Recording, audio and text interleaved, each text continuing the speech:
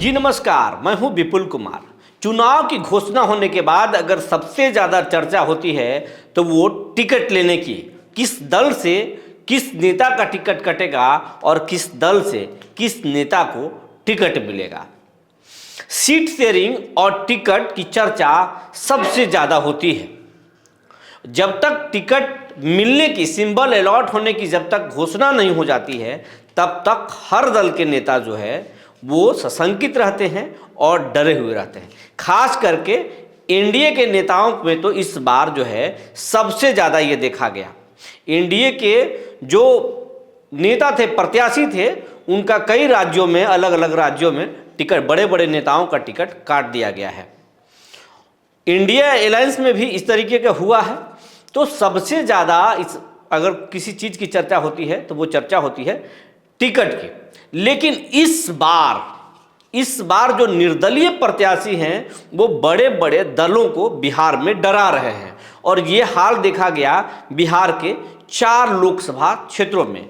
4 लोकसभा क्षेत्रों में एनडीए को भी डराए निर्दलीय प्रत्याशी और इंडिया अलायंस को भी डरा दिए या डरा रहे हैं। हम बात करते हैं पूर्णिया लोकसभा की। पूर्णिया लोकसभा में सबसे पहले चर्चा हो रही थी कि कांग्रेस से जो उम्मीदवार होंगे वो पप्पू यादव होंगे।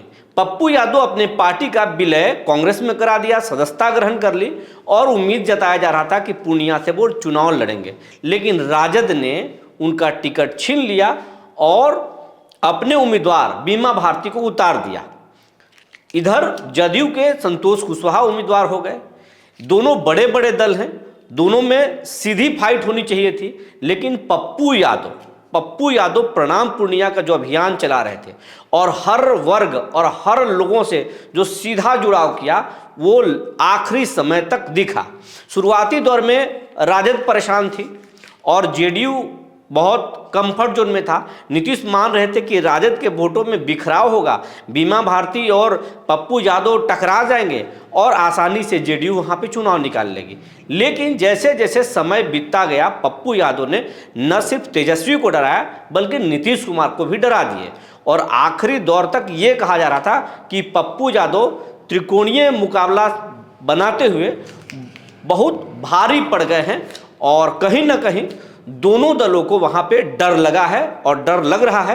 अब वो 4 जून को देखना होगा कि पप्पू बाजी मारते हैं या फिर नीतीश को फायदा होता है।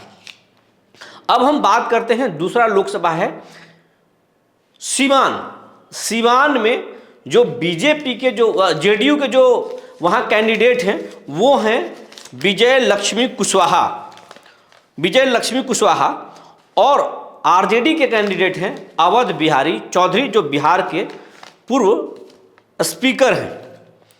लेकिन वहाँ पर जो शहाबुद्दीन साहब की जो पत्नी हैं हिना साहब, वो राजद से बागी हुई। इंडिया अलायंस में उनको कोई तवज्जो नहीं मिली तो वो निर्दलीय आ गई और निर्दलीय आकर के और दोनों दलों को भारी टक्कर दी। हिना साहब को आप तस्वीरों में देख सकते होंगे कि वो भगवा रंग की गमछा ली हैं और जनसंपर्क भी की हैं, बहुत लोगों से मिली भी हैं। तो आरजेडी के वोटों में भी बिखराव की हैं वो और एनडीए के वोटों में भी सेंध लगाने की कोशिश की हैं। और दोनों दलों को, चाहे एनडीए हो या इंडिया हो, दोनों दलों को सिवान में काफ़ी डर लगा है और वहाँ भी चुनाव जो है त्रिकोणात्मक हो चुका है और वहाँ का चुनाव भी रोचक है।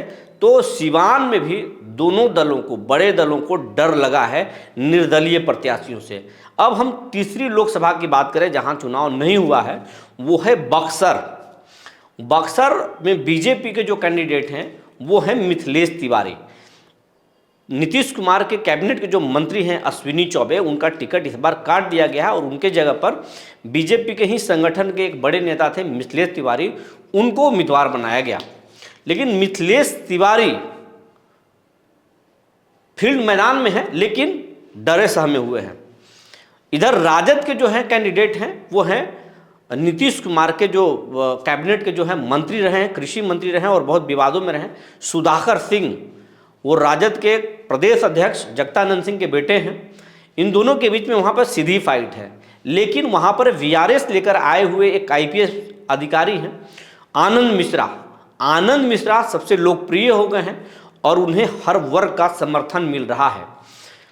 तो आनंद मिश्रा से भाजपा को भी डर लग रहा है, एनडीए कुनबा को भी डर लग रहा है और इंडिया कुनबा को भी डर लग रहा है। तो वहाँ पर भी निर्दलीय उम्मीदवार हैं आनंद मिश्रा, वो भी दोनों बड़े दलों को डरा रहे हैं।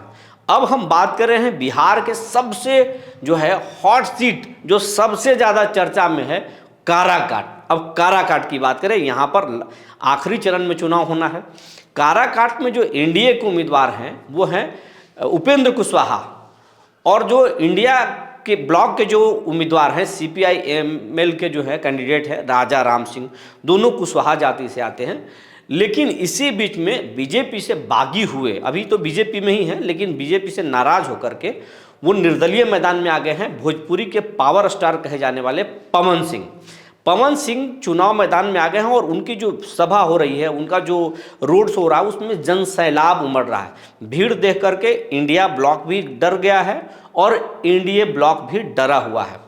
हालांकि दोनों खुलकर नहीं बोल रहे हैं। इंडिया कह रहा है कि अब उनकी जीत आसान हो गई है और एनडीए कह रहा है कि कोई फर्क नहीं पड़ेगा, जो मोदी के वोटर हैं वो मोदी को ही वोट करेंगे, पवन सिंह कुछ वोट लेकर के चले जाएंगे। लेकिन जिस तरीके से पवन सिंह दोनों गुटों के वोटों में सेंधमारी कर रहे हैं, उनके कैंपेनिंग में खेसारी लाल यादव को भी आने की बात कही जा रही है, बड़े बड़े स्टार आएंगे और पवन सिंह खुद भी जो है वो हर वर्ग के गांव में जा रहे हैं और जहां जा रहे हैं वहां पे एक जन सैलाब उमड़ रहा है। तो वो पवन सिंह जो है इंडिया ब्लॉक को भी हड़का रहे हैं, डरा रहे हैं और एनडीए को भी डरा रहे हैं। अब जो निर्दलीय उम्मीदवार जिस तरीके से 4 लोकसभा क्षेत्रों में डरा रहे हैं या डरा चुके हैं 2 लोकसभा क्षेत्रों में बड़े दलों को, अगर चुनाव के जो नतीजे आएंगे और ये नतीजे अगर निर्दलीय के पक्ष में आ गए तो फिर लोकसभा में नहीं विधानसभा में भी इसका बड़ा असर देखने को मिल सकता है। क्योंकि जो बड़े बड़े अलग अलग जिलों में जो बड़े बड़े नेता हैं, जो संगठन में बने हुए हैं, पार्टियों में बने हुए हैं, लेकिन पार्टी से उनको टिकट नहीं मिलती है और वो अगर बागी होकर के निर्दलीय मैदान में उतर जाएंगे तो फिर जनता का भरोसा निर्दलीय के तरफ जा सकता है। क्योंकि दलों से लड़कर निर्दलीय जब चुनाव जीत जाएंगे तो ये मिथ्या भी टूटेगा और निर्दलीय का क्रेज भी बढ़ेगा। और यही कारण है कि जो बड़े दल हैं उन निर्दलीय उम्मीदवारों से डर रहे हैं। अब देखना ये होगा कि 4 जून को जो नतीजा आएगा वो निर्दलीय के पक्ष में आएगा या बड़े दलों के पक्ष में आएगा। जो जानकारी निकल कर आई थी हमने आपको बता दिया। तब तक के लिए धन्यवाद।